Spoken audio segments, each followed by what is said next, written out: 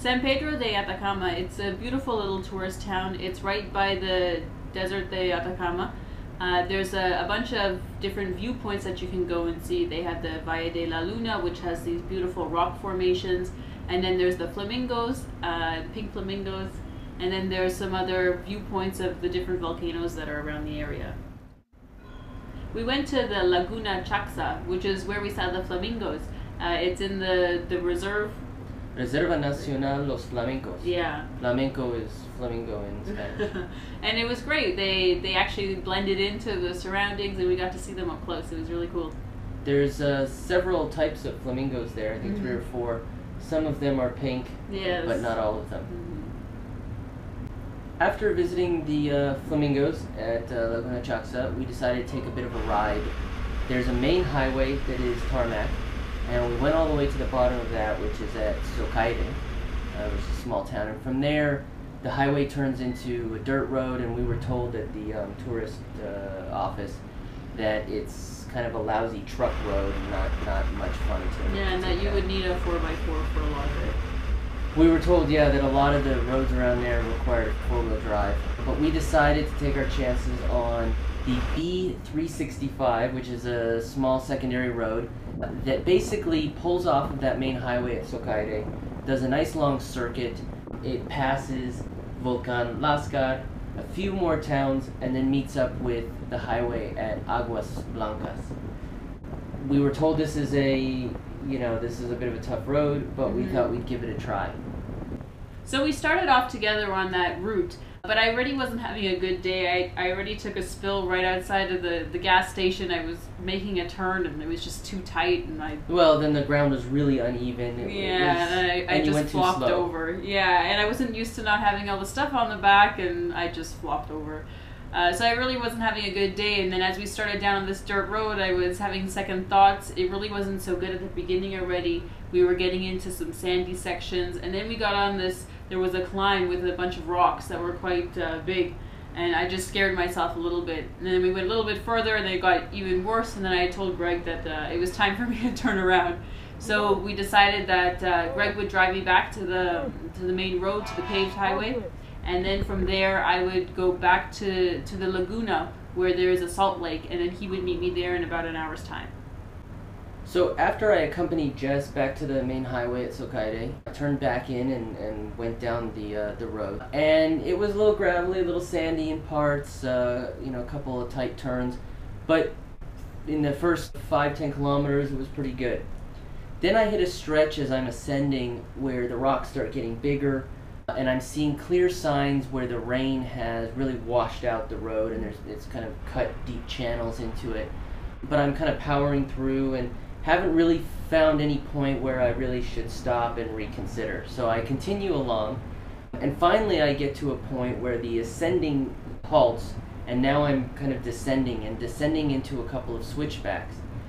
And as I kind of hit the descent on this one switchback, I realize that it is really way too tight and is really sandy, and if I try to swing this turn, I might very well not stick it, and there's no guardrail. I mean, I go right off the edge. It's like worse than a death road. Not quite as bad as a death road, but easily could just ride down, tumble down.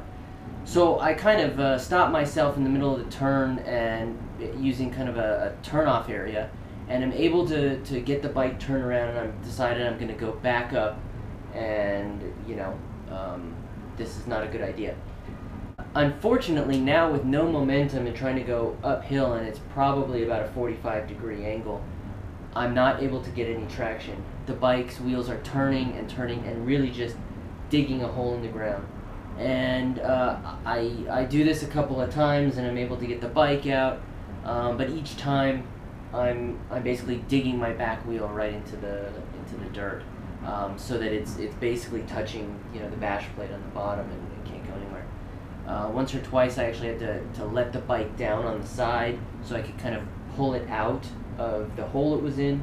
And even at one point I finally start building basically a cobblestone road by lining up these rocks around and underneath the tires, and then riding the bike onto the rocks and hoping that I can get traction off the rocks and not, dig more of a hole.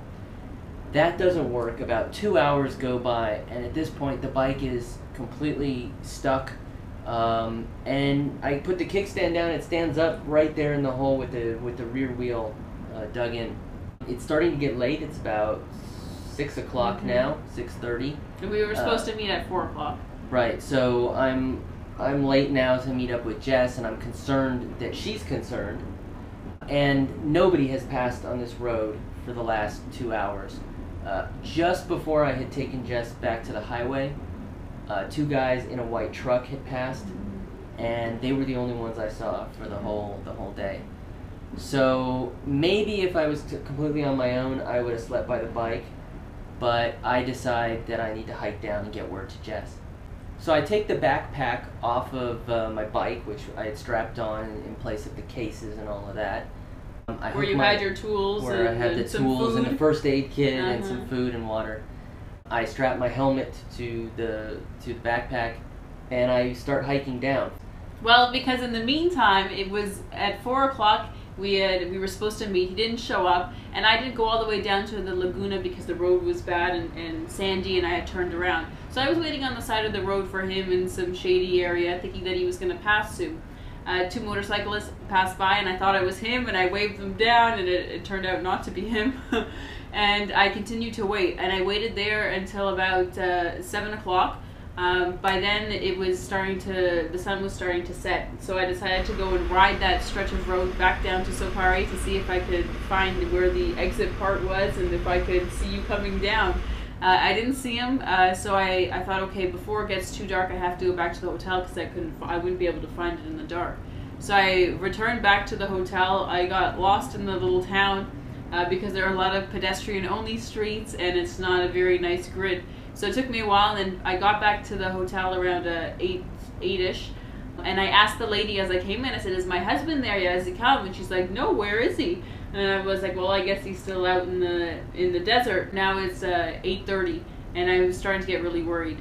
And so I spoke to the lady there, and I was showing her the route that he was taking in my broken Spanish, trying to explain that I took this road and I took this road, and we were supposed to meet, and it's already been 4 hours since he was supposed to show up. So then around like 9:30, I get the concierge to call the police. And I explained in my broken Spanish again that my husband has gone this way and that he hasn't shown up yet. And I said, "You need to search for him. Search. Buscar. Buscar." And he was like, "Okay." So he got all the information, and then maybe about half an hour later, around 10:15-ish, we got a phone call back. And it was somebody saying that they had found him and that he was okay. And then eventually they were able to call the man's cell phone, and Greg and I were able to talk. So of course I take a little bit of issue with anybody saying that they found me, since I had to hike my ass down for 4 hours in order to be found. Fortunately, most of it is a descent, but it was about 15-20 kilometers. So it was well after 9:30 or so when I finally reached Socaire at kind of the main highway. And this is a tiny little town. But as I reached there, I met somebody who pointed me in the direction of a place to stay for the night, where of course I was also able to find somebody with a phone that made a call to a friend in San Pedro de Atacama and got word to Jess where I was and what had happened. I was able to stay the night at this kind of guest house. The next morning I found a guy with a truck and 2 other guys to help us. So the 4 of us rode that section in the truck. We got there, first thing in the morning, 7:30, 8 o'clock. Within a few minutes we had kind of pushed and pulled the bike out of the hole, and that was it. It was easy enough, and I rode down the section, which was always tougher coming down than going up, especially a rocky, gravelly section of dirt road. But that was it. And I was back in San Pedro, which is about 100 kilometers or so from there. I was back at about 10 o'clock and reunited with Jess.